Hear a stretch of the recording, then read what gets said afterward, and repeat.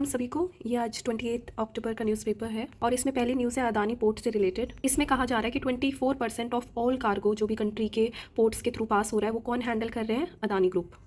जो उनका high market concentration है इतने की इंफ्रास्ट्रक्चर सेक्टर में, वो थोड़ा सा रिस्की है। कैसे रिस्की है? क्योंकि लो कंपटीशन, हाई एंट्री बैरियर्स होंगे न्यू और स्मॉलर प्लेयर्स के लिए, और अब्यूज़ ऑफ मोनोपोली के भी चांसेस हैं, और डिपेंडेंसीज बढ़ेंगी डोमिनेंट प्लेयर्स पे। तो इस तरीके से काफ़ी रीजंस हैं, तो इसलिए गवर्नमेंट का ध्यान उनकी तरफ आकर्षित हो रहा है। तो यहाँ पर है कतर में जो डेथ सेंटेंस मिला है 8 फॉर्मर नेवी मैन को, उनके ऊपर दिल्ली जो है अपने लीगल ऑप्शंस को एक्सप्लोर कर रहे हैं ताकि उन्हें हम बचा सकें। तो now this is the news related to Jammu and Kashmir. वहाँ पर एगमट कैडर के जो आईपीएस ऑफिसर है 1991 बैच के, वो वहाँ पे बीजेपी की पोस्ट संभालेंगे फ्रॉम नवंबर 1।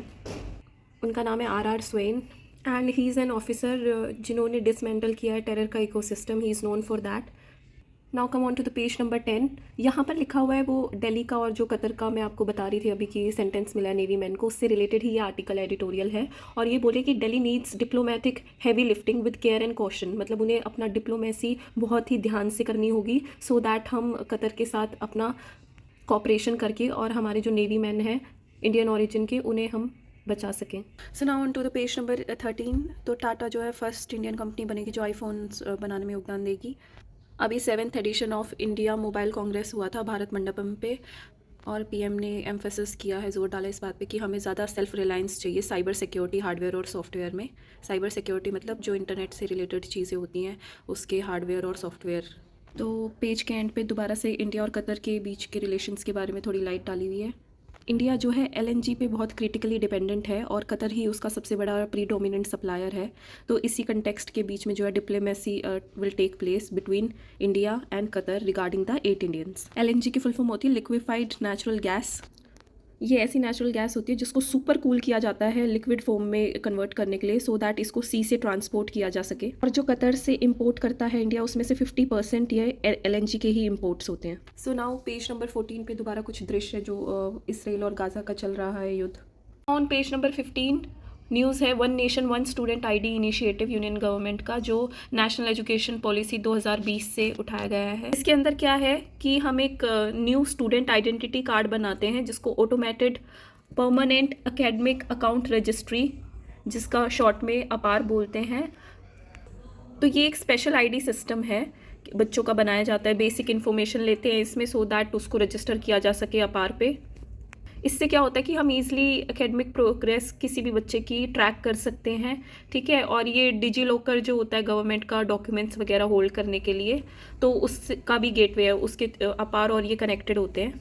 इसके बेनिफिट्स क्या है कि स्टेट गवर्नमेंट जो है ट्रैक कर पाएंगे literacy rates, drop out rates etcetera, and इससे फ्रॉड्स भी कम होने के चांसेस होंगे क्योंकि एक सिंगल ट्रस्टेड सोर्स रहेगा जिससे सारी हमें इन्फॉर्मेशन मिल जाएगी।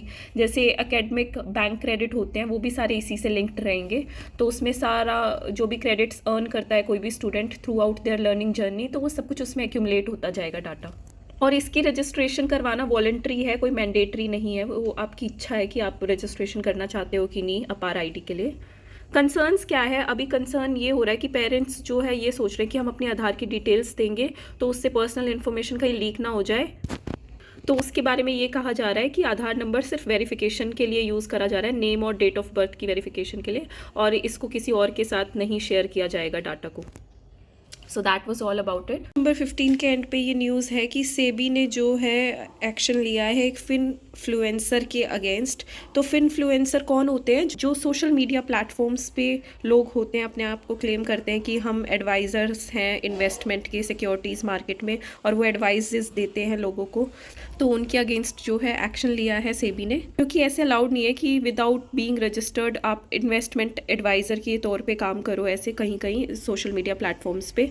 तो यहाँ पर एक शख्स है मोहम्मद नसरुद्दीन अंसारी, जिनका कोई फर्म है बाप ऑफ चार्ट, उसमें वो जो है सिक्योरिटीज़ मार्केट से डील करने के लिए टिप्स देते थे और अपने एजुकेशनल कोर्सेज़ में एनरोल करने के लोगों को मोटिवेट करते थे। तो ऐसे कुछ था, तो उनसे जो है उनकी अर्निंग्स भी वापस मांगी गई हैं जो उन्होंने इस काम से कमाए थे पैसे ज़्यादातर।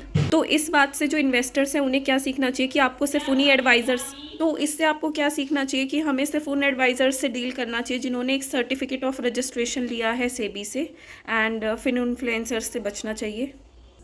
So this is page number 16-17. आज कुछ ज़्यादा रेलिवेंट दिख नहीं रहा न्यूज़पेपर में, sports news, and it's complete. Please don't forget to subscribe the channel, like and share the video. Thank you.